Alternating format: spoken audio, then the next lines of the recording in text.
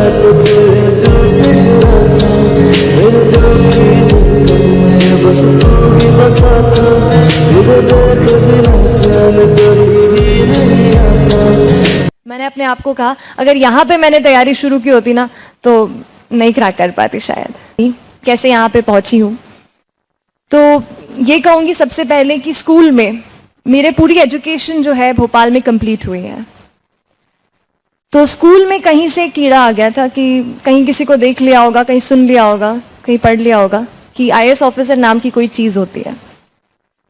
पर तब मुझे ये भी नहीं पता था कि there is a UPSC exam, you can become something else as well, there are other categories, there are other options, कुछ भी नहीं पता था। While I got into graduation, तो graduation में second year में जब आई तब लगा कि exactly करना क्या है, क्या आप केमिकल इंजीनियर की नौकरी करना चाहते हैं लाइफ टाइम, क्या करना चाहते हैं। तो ऐसे कुछ questions मेरे दिमाग में थे and I started going through the entire career options। और फिर लगा कि नहीं, कहीं पे जो पीछे दिमाग में एक था उसको आगे लाने की जरूरत है। हमेशा दिमाग में ये आता था कि मैं बहुत ही नॉर्मल मिडिल क्लास बैकग्राउंड से हूँ, मेरे फैमिली में किसी ने आज तक यूपीएससी का फॉर्म भी नहीं भरा है, एग्जाम भी नहीं दिया, प्रिपरेशन भी नहीं किया। तो मेरे लिए बहुत डाउट्स थे, बहुत फियर्स थे। पर ये लगता था कि क्या मैं पढ़ाई के बलबूते पे, अपनी लर्निंग कैपेसिटी से, अपने एक नॉलेज हम गेन करते हैं उसके बेसिस पे क्या मैं ऐसे पोजीशन पे पहुंच सकती हूँ जहां पे लोगों के लिए कुछ कर सकती हूँ, किसी की लाइफ में कोई पॉजिटिव चेंज ला सकती हूँ। और फिर लगा कि नहीं, civil service exam is one such door जो अगर मेरे लिए खुला तो शायद मैं उस जगह पे पहुंच सकती हूँ। तो जब मैं चली थी, बहुत सारे डाउट्स लेके चली थी। मैं ग्रेजुएशन के साथ प्रिपरेशन करना शुरू किया था मैंने, तो दिल्ली नहीं जा पा रही थी उस टाइम, और फाइनेंशियल कंडीशन भी ऐसी नहीं थी कि सोचो कि ये कर लेते हैं फिर जाएंगे दिल्ली। तो लगा कि चलो अभी से शुरू करते हैं कॉलेज के साथ। सर, आपको एक बात बताना चाहूंगी, भोपाल में हम लोग रहते हैं या दूसरे शहरों में, तो हमारे लिए दिल्ली एक बड़ा एनिग्मा होता है, और स्पेशली सिविल सर्विस के वर्ल्ड के लिए ऐसा लगता है कि दिल्ली नहीं जाएंगे तो शायद अपना कुछ नहीं हो पाएगा। तो वैसा मुझे भी लगता था। बट आपको सही बात बताऊं, मैं मॉक इंटरव्यू देने के लिए दिल्ली गई थी। फरवरी 21 को मेरा इंटरव्यू था और जनवरी को मैं मॉक इंटरव्यूज देने गई।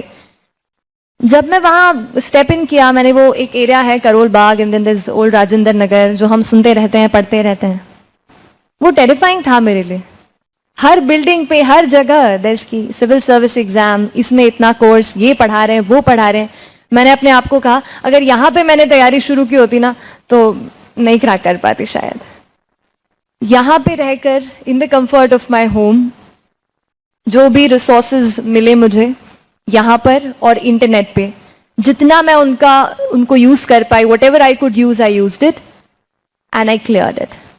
And if I am able to do it, if I was able to do it, आप भी कर सकते हैं। This is the single biggest message जो मैं आपको यहाँ पे देना चाहती हूँ।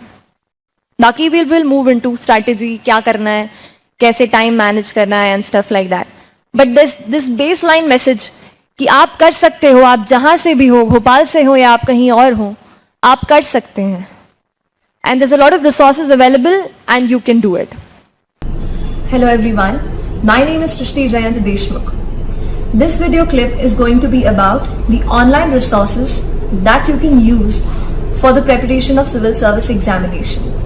Now, I'm compiling these websites specially and in a different manner because I feel that internet has played a huge role in adding value to my notes and the entire knowledge for CSE.